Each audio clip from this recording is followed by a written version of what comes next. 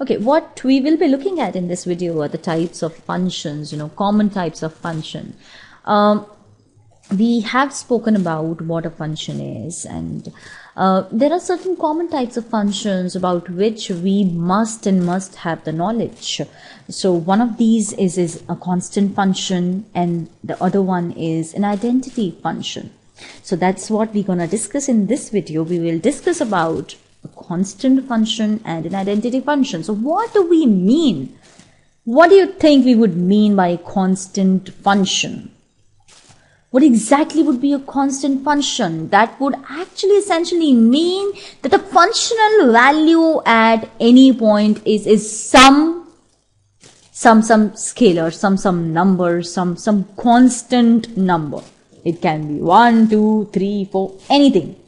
For all x values, the functional value or the images, the image would be just a single number, a singleton k would be the image. So what we are trying to say is that the range is nothing else but just a single number. So the range would be just a singleton k. So if k is a fixed real number, then a function which is denoted as fx equals to k, fx given by the function fx equals to k is for all x's, for all real x's. We are only taking real functions. Let me tell you that we are dealing with real functions. See what happens that when you are not given anything about a function, domain and range, domain and codomain are not specified, you take it as a real function, which essentially is nothing else but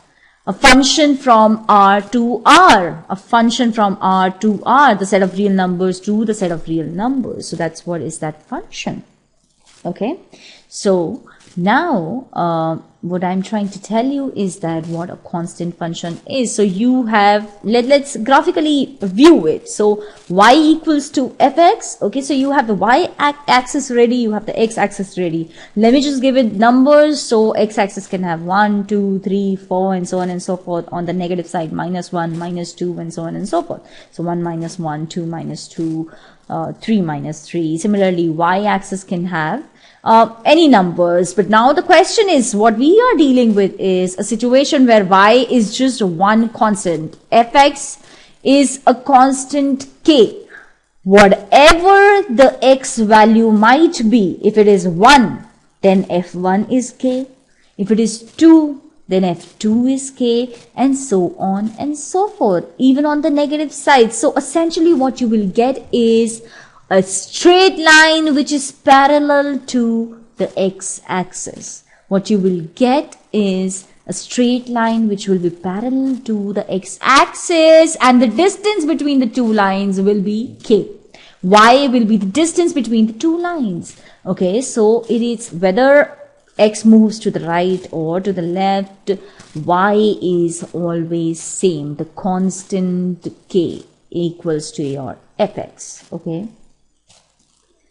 Okay, so it is nothing else but it's a parallel line to the x-axis. It's a parallel line to the x-axis. A constant function is a parallel line to the x-axis.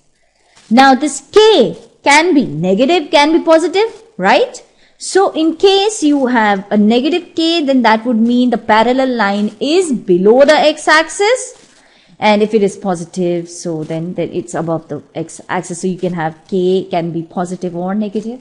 If it is negative, it comes down there. Okay, it's down there, and then it is essentially below the x-axis. If it is positive, it is above the x-axis. So this number can, k can be say 4, and k can be say -4. So if it's 4, it's above the x-axis. If it's -4, it's below the x-axis. The next what we will be discussing in this video is the other function, which is identity function. If you remember, we did talk about in relations about the identity relation. So this is same, right? Because function is nothing but a relation satisfying certain, two couple of properties. So it's essentially an identity relation. Okay. identity function is just like your identity relation, which is a function that associates each real number to itself. Okay, to itself, just like identity relation, which said that the ordered pair A comma A belongs to R, which is the relation. Same, just like that. This also associates each real number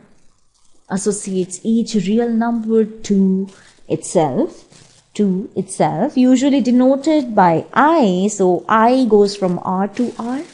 Essentially A comma A, which is the ordered pair, belongs to R, which is F. In our case, our relation is the function.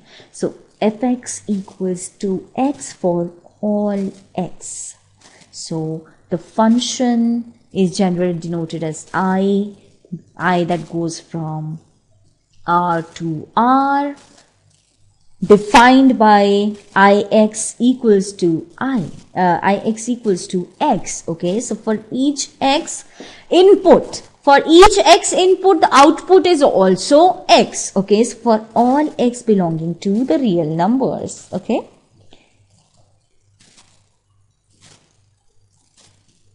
so that is what is the identity function. Now let's try to look what it will look like. Let's try to see what it will look like on a graph. So let me create my two axes, x axis and y axis. Y equals to fx. Okay, so x axis and y axis will have certain numbers, right? So 1, 2, 3, 4, 1, minus 1, minus 2, minus 3, all with the minuses. You have on the y axis 1, 2, 3, on the x axis, on the y negative minus 1, minus 2, minus 3. Okay, so y equals to fx. Y equals fx. So what we are trying to say is that fx equals to x. So x is 1, that means fx is also 1. So y equals to 1. So the point 1, 1. So the point 1, 1. X equals to y. So point 1, 1. Then similarly point 2, 2. 3, 3. Similarly minus 1, minus 1. Minus 2, minus 2. Because x equals to y here, right? So what does this mean? This means that this is nothing but a straight line cutting at 0, 0. Cutting at 0, 0. Straight line cutting at 0, 0. In fact, it is a 45-degree line that cuts the first and third quadrant. It is the 45-degree line that cuts the first and third quadrant. It cuts the first and third quadrant equally. Okay, so cuts it just from between. So 90 degree each quadrant.